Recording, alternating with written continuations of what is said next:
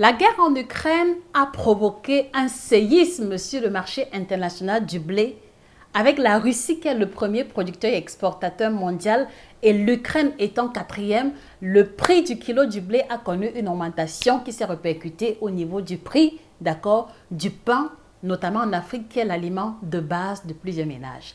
Et donc, dans cette vidéo, nous allons vous présenter 2 farines alternatives sur les 8 qui sont possibles, qui vont nous aider à fabriquer un pain local de qualité avec un coût moindre et surtout une valeur nutritionnelle beaucoup plus élevée qu'avec le pain classique. C'est en exclusivité sur Nutrition TV.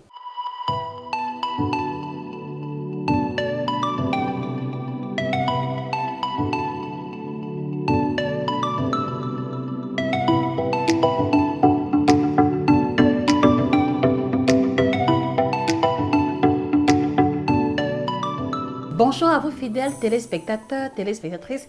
Je suis Josica, votre spécialiste en alimentation tropicale, auteur de 9 ouvrages de nutrition à succès que je vous invite à vous procurer sur Amazon ou à la FNAC et chez nos représentants si vous souhaitez en savoir plus sur l'alimentation africaine dans les thématiques de libido, de ventre plein, de ménopause, de diabète, et de l'alimentation africaine de manière générale. Alors depuis fin février, le conflit qui oppose l'Ukraine et la Russie a chamboulé complètement le prix du kilo du blé sur le marché international. Et croyez-moi, les statistiques annoncent que la situation se compliquera davantage très bientôt avec l'embargo de l'Inde qui est le 2e exportateur mondial de blé. Et donc l'objectif de cette vidéo est de vous présenter les farines alternatives qui peuvent être utilisées dans le domaine de la boulangerie, dans le domaine de la pâtisserie pour pouvoir compenser, pour pouvoir pallier, afin que le consommateur moyen ne puisse pas subir les frais ou alors ne puisse pas laisser toute sa bourse, dans l'utilisation ou dans l'achat des produits de boulangerie ou alors des produits tels que le pain, qui fait partie de l'ossature de l'alimentation de beaucoup de nos frères et sœurs africains. Je vous prie par conséquent, s'il vous plaît, de partager la vidéo aux amis, aux connaissances, à tous ces acteurs qui ont pouvoir de décision, à certains membres, du gouvernement qui ont la capacité, qui ont le pouvoir, de changer la donne pour pouvoir laisser la possibilité aux producteurs locaux de montrer leur savoir-faire. Alors, la première chose qu'il faut savoir, c'est que les farines qui peuvent être utilisées comme alternatives au blé sont multiples et nombreuses. La farine de mil peut être utilisée en compensation de la farine de blé classique. Le nom scientifique Penicetum glaucum qui comprend dans sa famille le fonio, le millet et ainsi que le sorgho. Et donc la question que je voudrais vous poser, les amis, est-ce qu'il vous est déjà arrivé de manger du pain à la farine de mil, du pain à la farine de millet ou de sorgho? Merci de laisser les différentes réponses en commentaire. La deuxième alternative qui peut être utilisée, il s'agira de la farine de banane plantain qui appartient à la famille des musacées et dont l'image apparaît à l'écran. On peut aussi utiliser la farine de manioc qui appartient à la famille des euphorbiacées. Vous avez encore une fois de plus l'image qui apparaît à l'écran. La farine de patate douce de nom scientifique Hypomea batatas. Vous avez aussi l'image qui apparaît. On peut aussi utiliser la farine de macabo. Il y a d'ailleurs plusieurs jeunes entrepreneurs au Cameroun qui ont réussi à faire des pâtes alimentaires à base de macabo et ainsi que du pain et des pâtisseries à base de farine de macabo. Vous avez encore une fois de plus l'image qui apparaît à l'écran. Du côté de l'Afrique de l'Ouest, qu'il me soit permis de souligner qu'il y a la farine de la plante qu'on appelle le teff qui appartient à la famille des poacées de nom scientifique Eragotis abyssinicum, qui apparaît encore une fois de plus à l'écran. La farine de taro, la farine d'igname, les possibilités sont multiples. Alors la première conclusion que l'on peut tirer déjà avec ce listing préalable de différentes possibilités et alternatives à la farine de blé, c'est que nous avons la capacité, de pouvoir nous auto-nourrir, de pouvoir développer l'autosuffisance alimentaire en ce qui concerne les produits de pâtisserie et de boulangerie. Pour moi, c'est une vérité implacable qu'il est urgent pour moi de préciser. Voilà.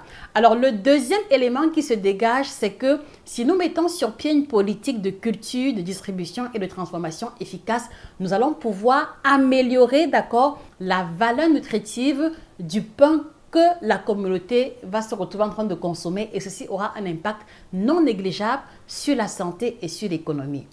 Alors, puisque les possibilités sont nombreuses, ce matin, on va surtout s'attarder sur deux farines principales. J'ai nommé ici la farine de banane plantain et ainsi que la farine de manioc. Alors, qu'est-ce qui rend la farine de plantain aussi intéressante, les amis? Je voudrais encore vous inviter, s'il vous plaît, à mettre des cœurs, à mettre des likes si vous appréciez le contenu de Nutrition TV, qui est la chaîne de télévision dédiée à l'alimentation africaine, alimentation tropicale. Je voudrais encore vous inviter à faire un partage massif et surtout à taguer les acteurs, ceux qui font dans la pâtisserie, dans la boulangerie, pour que ce contenu puisse éventuellement être une source d'inspiration pour eux ou pour elles. Alors, selon le Centre de recherche agronomique pour le développement, les chiffres annoncent que près de 10 millions de tonnes de bananes plantain sont produites chaque année en Afrique centrale et en Afrique occidentale. Mais le problème qui se pose, c'est que le plantain en général ne peut pas être entreposé longtemps. Voilà pourquoi est-ce que beaucoup de producteurs font malheureusement face à des situations de perte. Et c'est en cela que la production ou la transformation d'une partie de la récolte en farine de banane plantain serait une très belle alternative, non seulement pour minimiser les pertes, mais aussi pour pallier au prix élevé du blé sur le marché. Plus intéressant encore, plusieurs experts en boulangerie et pâtisserie nous ont démontré que la farine de plantain peut remplacer jusqu'à 30% le poids de la farine de blé, ce qui suppose qu'on peut très bien développer un pain qui ressemble au pain classique en utilisant 30% de farine de plantain et 70% de farine de blé, ce qui est déjà un pas en avant que si on devait utiliser 100% de farine de blé. Alors, quels vont être les bénéfices, quels vont être les avantages nutritionnels de la consommation du pain ou de l'utilisation à des fins nutritives de la farine de plantain? Premièrement, il s'agira d'une farine sans gluten, d'accord? Petite précision, le gluten est une protéine qui permet de donner à la farine de blé son élasticité, d'accord? Voilà. Mais malheureusement, il se trouve qu'elle est aussi la cause de plusieurs inconforts que beaucoup expérimentent à la suite de la consommation du blé ou des produits qui en contiennent. Citons notamment les problèmes de constipation chronique, les problèmes de ballonnement, d'accord? Le syndrome de l'intestin irritable, d'accord? Vomissement, malaise, fatigue, les conséquences ou alors les effets secondaires du gluten sont multiples. Nous aurons l'occasion de le développer dans un autre contenu. Donc, si vous souffrez de malaise, si vous souffrez d'inconfort ou si vous expérimentez un mal-être à la suite de la consommation d'un produit qui contient le blé, notamment le pain ou la pâtisserie, la farine de plantain, quant à elle, d'accord, vous mettra à l'abri des effets secondaires, vous mettra à l'abri des différents malaises que beaucoup expérimentent à l'issue de la consommation de la farine de blé. Et en cela, c'est un atout non négligeable. Deuxième élément qu'il faut souligner, la farine de plantain est beaucoup moins riche en calories que la farine de blé. Et pour la comparaison, 100 g de farine de blé nous apporte environ 280 à 300 kcal par là, tandis que la farine de plantain à poids égal nous apportera seulement 125 calories, presque la moitié en calories que la farine de blé classique. Donc, voici une farine alternative très intéressante pour les personnes qui font attention à leur ligne, pour les personnes qui veulent perdre le poids ou qui veulent simplement pouvoir se faire plaisir en mangeant du pain sans accumuler un trop-plein de calories. Troisième argument de taille vis-à-vis de la farine de plantain, c'est qu'elle est hyper riche en prébiotiques, d'accord?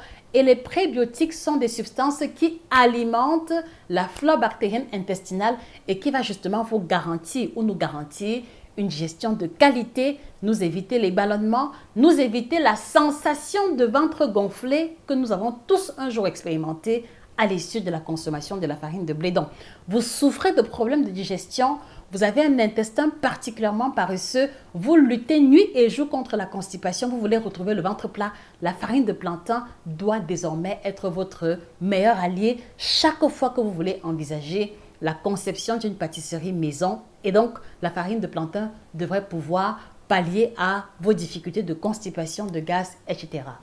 Alors, à l'opposé de la farine de blé classique de caractéristiques T45, T55, la farine de plantain va contenir beaucoup de sels minéraux, parmi lesquels le phosphore, parmi lesquels le zinc, parmi lesquels le potassium, parmi lesquels le magnésium, à des quantités bien plus élevées que la farine de blé classique. Voilà pourquoi est-ce qu'il serait intéressant pour la communauté africaine d'explorer vraiment en profondeur la possibilité, d'accord, de développer le pain à base de farine de plantain à une échelle bien plus grande pour pouvoir tirer pleinement profit de ces bénéfices, puisque nous savons tous que la farine de blé raffiné ou alors le pain blanc, le pain classique, le pain baguette, les croissants et tout ce qui découle de cette farine-là n'ont pas une valeur ajoutée sur l'alimentation humaine. Donc voilà donc, chers téléspectateurs, ce qu'il en est, d'accord? Et vous comprenez qu'à poids égal entre la farine de blé et la farine de banane plantain, il n'y a absolument pas match, que ce soit sur le prix ou sur la qualité nutritionnelle. Alors la question que je voudrais vous poser, est-ce que vous avez déjà testé une pâtisserie ou alors du pain à base de farine de plantain? Quel est votre verdict? Merci de partager avec nous en commentaire. Ceci nous permettra d'explorer d'autres pistes et possibilités sur les alternatives au blé. Et l'autre question que je voudrais vous poser, est-ce que dans vos régions, est-ce que dans vos pays respectifs, les alternatives d'accord, de pain ou de pâtisserie à base de farine de plantain ont déjà été explorées? Si oui, merci également de partager l'information avec nous et de remonter aussi l'information à tous ceux-là qui ont le pouvoir de décision. Alors, avant qu'on ne passe à la farine de manioc, d'accord, qui est la deuxième alternative, je voudrais vous présenter, d'accord, le nouveau joujou, le nouveau bébé de Nutrition TV qui est le kit Détox Bio by Josica. Vous le connaissez certainement parce que ça fait 3 ans que nous en avons fait la promotion. Juste que cette fois-ci, la composition a été revue et améliorée. Et vous avez donc sous les yeux, d'accord, le kit Détox Bio qui a la triple action ventre plat, détox et minceur, indiqué aux personnes qui souffrent de constipation, de digestion lente et qui surtout veulent diminuer le tour de taille sans mettre en danger leur santé. Merci de vous le procurer très bientôt chez nos représentants, d'accord? Et merci également de partager l'information à qui de droit, puisque vous savez que la majeure partie des thés minceurs ventre plat qui sont commercialisés au sein de la communauté sont le plus souvent laxatifs. Il n'en est absolument pas le cas pour cette boisson qui est indiquée aux diabétiques, aux hypertendus et même aux femmes enceintes, sauf grossesse à risque. À votre santé. Alors, farine de manioc, comment est-ce qu'on peut l'intégrer? Comment est-ce qu'elle peut remplacer efficacement la farine de blé classique? Et surtout, quels sont les bénéfices nutritionnels que nous allons pouvoir en tirer? Donc, il faut savoir que numéro 1, la farine de manioc également est une farine sans gluten. Je vous l'ai expliqué précédemment, le gluten est une protéine qui permet de donner à la farine de blé et aux produits qui en découlent leur élasticité. Mais malheureusement, il y a plein de personnes qui souffrent d'intolérance au gluten, d'où justement l'importance d'utiliser la farine de manioc comme alternative si vous avez pu faire l'expérience de malaise à la suite de la consommation de la farine de blé classique. Deuxième argumentaire, et pas des moindres, c'est qu'elle est très facile à digérer. Vous savez très bien que chaque fois que vous allez manger le pain blanc par exemple, la plupart parmi nous, on va faire l'expérience de la constipation, des ballonnements, des gaz. Et malheureusement, le pain blanc ou le pain baguette ou le pain de mie ou les croissants sont ce qu'on va appeler les aliments chassants qui vont dépouiller, d'accord, l'organisme de leurs minéraux pour leur propre assimilation. Donc, la farine de manioc, qui est bien plus riche en sels minéraux, d'accord, va pouvoir remplacer efficacement la farine de blé, d'accord, au nom du fait qu'elle va améliorer la digestion, mais surtout parce qu'elle va aussi avoir un pouvoir satiétogène bien plus élevé qu'avec le pain blanc classique à quantité égale. Moi, j'ai eu affaire à des personnes qui m'ont dit très clairement que lorsqu'elles mangent le quart d'accord d'une baguette à base de farine de manioc, elles sont beaucoup plus rassasiées que lorsqu'elles mangent le pain entier ou alors la baguette entière qui fait environ 200 à 250 grammes. Donc voilà aussi une alternative intéressante qui va pouvoir implémenter la santé et surtout avoir un rapport qualité-prix beaucoup plus intéressant qu'avec la farine de blé classique. Alors les amis, est-ce qu'il vous est déjà arrivé de tester le pain à base de farine de manioc et quel est votre verdict? S'il vous plaît, laissez la réponse en commentaire. Taguez ces fabricants, d'accord, de pain à base de farine de manioc, d'accord, pour que nous puissions rentrer en collaboration avec elles et éventuellement les mettre en lumière pour rendre leurs produits disponibles. Vous comprenez très bien que si une farine locale peut rassasier efficacement, peut être beaucoup plus riche en sels minéraux et en vitamines et surtout prévenir ou garantit l'absence de constipation, l'absence, d'accord, d'inconfort digestif. Alors, pourquoi ne pas l'intégrer dans notre routine quotidienne? Donc, voilà pour les deux alternatives que nous tenions à vous proposer. Alors, laquelle de ces alternatives trouvez-vous beaucoup plus concrète ou alors beaucoup plus facile à mettre sur pied? Merci de partager l'information avec nous et merci une fois de plus de vous procurer la collection des ouvrages à l'instar de l'ouvrage Équilibre alimentaire à l'africaine qui vous présente, d'accord, les groupes alimentaires africains et leurs valeurs nutritives et comment pouvoir en faire un équilibre parfait dans l'alimentation au quotidien. Vous le trouverez chez Amazon à la FNAC et chez nos représentants. Merci également de vous abonner. C'était Josica, votre passionnée en alimentation, spécialiste de l'alimentation tropicale. Excellente journée à vous et que le bien-être vous accompagne définitivement. Au revoir.